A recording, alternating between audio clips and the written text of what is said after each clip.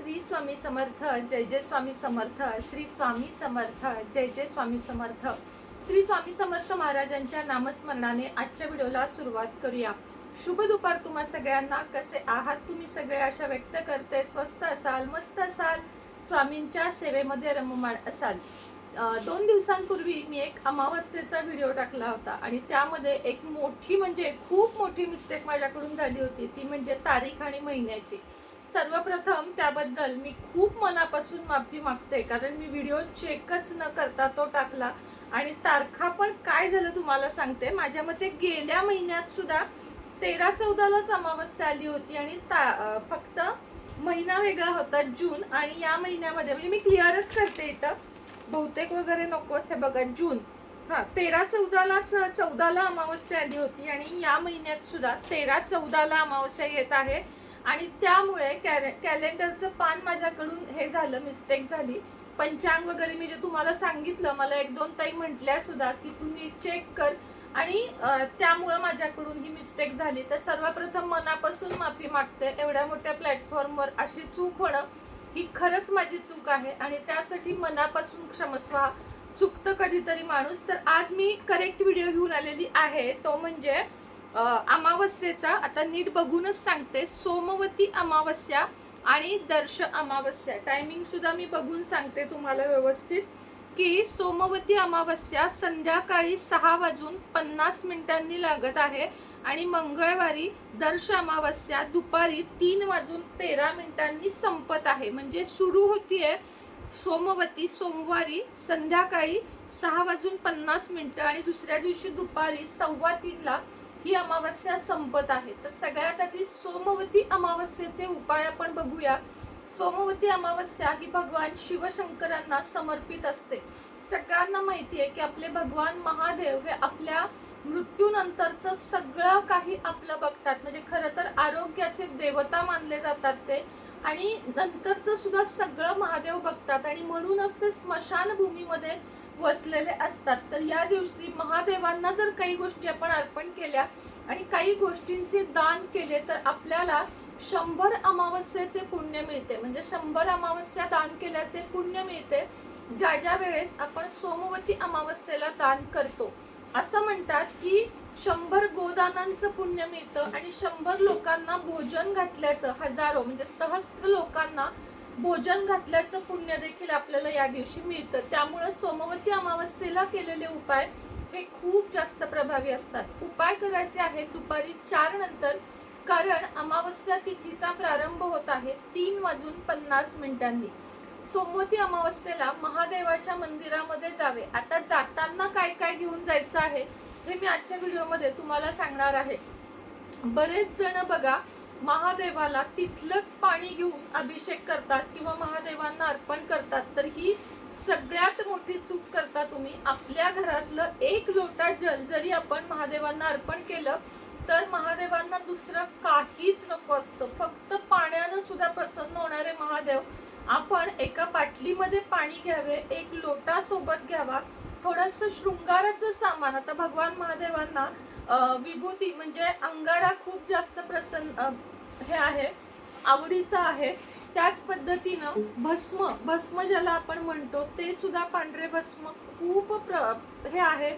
चंदन, घासलेले चंदन म्हणजे उगाळलेले चंदन, पण आता हे शक्य नाहीये म्हणून एक ओलं चंदन. त्याच पद्धतीने पांढरे गेज वस्त्र, कापसाचे 11, 21, 51, 108 असे ओलेले कापसाचे गेज वस्त्र, पांढरी फुलं, धोत्रा, आणि काहीच नसेल तर 1 लोटा पाणी आणि 1 बेलपत्र, आणि उपवासाचा कोणताही पदार्थ. उपवासाचा का सांगते मी, पांढरा पदार्थ द्यायचा आहे. जसं की पांढरा फळ असेल, राजगिरा लाडू असेल, पांढरी मिठाई असेल, दूध असेल, या वस्तू घेऊन जायचं आहे. आता ज्यांना धनप्राप्ती हवी आहे त्यांनी महादेवावर डाळिंबाचा रस किंवा उसाचा रस अभिषेक कराल तर तुम्हाला धनप्राप्ती होते. आरोग्य प्राप्ती हवी असेल तर तुपाने अभिषेक केला किंवा चंदनाचं अत्तर जे मिळतं ते शिवलिंगावर असं आपण थोडंसं मसाज केलं तर आपल्याला आरोग्य प्राप्ती सुद्धा होते. आणि भगवान महादेवांच्या मंदिरात एक तुपाचा दिवा लावून आलो तर आपल्याला मोक्षप्राप्ती मिळते अशी सुद्धा मान्यता आहे. आता भगवान महादेवांचे असे विविध उपाय सेवा भरपूर आहेत. तर काय करायचं आहे, तुम्हाला अगदी कमीत कमी सामग्रीमध्ये काय करता येईल हे मी सांगते. तर महादेवांना जाताना सांगितल्याप्रमाणे 1 लोटा जल, एका बाटलीत पाणी घ्यावे, 1 तांब्या रिकामा घरातून घ्यावा, पंचामृत करून घ्यावे जे प्रत्येकाला जमते. दूध, साखर, मध, तूप हे सगळं साहित्य करून, दही हे सगळं साहित्य एकत्र करून थोडंसं न्यावं आणि 1 बेलपत्र न्यावं.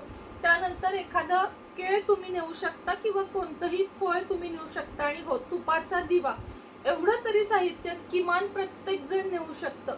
जातानाच तुमच्या अगदी जवळ मंदिर असेल तर तुम्ही शक्यतो चालत जावा, बिन चप्पलचे गेलात चांगलं. पण पावसाळ्याच्या दिवसात मी तुम्हाला हे सजेस्ट नाही करत की बिन चप्पलचे जावा, कारण वेगळ्या गोष्टी पण घडू शकतात. म्हणून महादेवांना जाताना आदल्या दिवशीच तुम्हाला केस धुवून घ्यायचे आहेत. अमावस्या पौर्णिमेला शक्यतो केस धुवू नये अशी मान्यता आहे. आता यानंतर काय करायचं आहे, महादेवांच्या मंदिरात जायचं आहे. महादेवांवर आधी जे काही कोणी शृंगार केलेला असतो, म्हणजे अर्पण केलेलं असतं, ते सगळं काढावं, बाजूला सरकवावं. 1 लोटा जल, थोडंसं त्यातलं जल घालावं, भस्म लावावा, बेलपत्र पालथे व्हावे. बेलपत्र कधीही रिकामं न वाहता त्याच्यावर चंदनाचा टीका लावावा आणि त्यानंतर हे आपल्याला महादेवांना चढवायचं आहे. उसाचा रस आणि डाळिंबाचा रस नेऊ शकलात तर तोही अर्पण करायचा.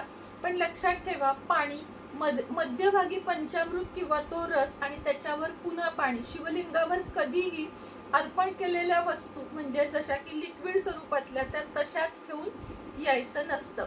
हे सगळं झाल्यावर आपल्याला तुपाचा दिवा लावायचा आहे आणि कुठलाही महादेवाचा मंत्र जो तुम्हाला सोपा वाटतो किंवा सांब सदाशिव हा एकच मंत्र आणि ओम नमः शिवाय या मंत्राचा जप करून तुपाचा दिवा लावावा आणि महादेवांच्या इथे 3 टाळ्या वाजवाव्यात. महादेवांना आपली इच्छा सांगावी आणि मंदिरातून परत यावे. मंदिरातून परत येतानाच थोडेसे गोरगरीब किंवा बाकी जे रस्त्यावर असतात अशा लोकांना काही वस्तूंचं दान करावं, जसं की तांदूळ, दुधाची पिशवी, ज्या लोकांना गरज आहे, खाण्याचे पदार्थ किंवा वस्त्र, असे विविध दान केल्यानं या दिवशी खूप मोठं पुण्य मिळतं. तुम्हाला काहीच शक्य नसेल तर 2 डझन केळं घ्या आणि गरिबांमध्ये वाटा. बिस्किटचे पुडे घ्या, दुधाची पिशवी घ्या. जे तुमचे सामर्थ्य आहे, जेवढं आपण एफोर्ड करू शकतो तेवढं तरी या अमावस्येला दान अवश्य करा. बाकी व्हिडिओची माहिती घेऊन मी लवकरच येईल. ज्यांना ज्यांना अघोर लक्ष्मी सिद्ध, वशीकरण मंत्र, त्याचप्रमाणे कर्जमुक्ती मंत्र, सिद्धी मंत्र, त्याच पद्धतीनं शत्रुविनाश मंत्र, कर्जमुक्ती, कोर्ट कचेरीसाठी जे काही मंत्र हवे आहेत त्यांनी खाली दिलेल्या नंबरवर संपर्क साधावा. कुंचनची आज आणि उद्या ऑफर आहे. फक्त 2500 आणि 2200 रुपयामध्ये संपूर्ण सेट आपल्याकडे आहे. ज्यांना हवा त्यांनी पटपट बुकिंग करा. आणि हो, पारंपरिक कुंचन सुद्धा आलेले आहेत जे कोणाकडेच नाही आहेत. म्हणजे हे एवढे एवढे एवढे दाखवतात ना, तसं नाही. खूप सुंदर पारंपरिक कुंचन आपल्याकडे आलं आहे. ज्यांना हवं त्यांनी उद्याचा लाईव्ह बघायला विसरू नका. दुपारी 3 वाजता करेक्ट लाईव्ह होणार आहे. लाईव्ह मध्ये जास्तीत जास्त संख्येने सहभागी व्हा. काही ऑफर सुद्धा मी येथे घेऊन येणार आहे. तर चला, श्री स्वामी समर्थ.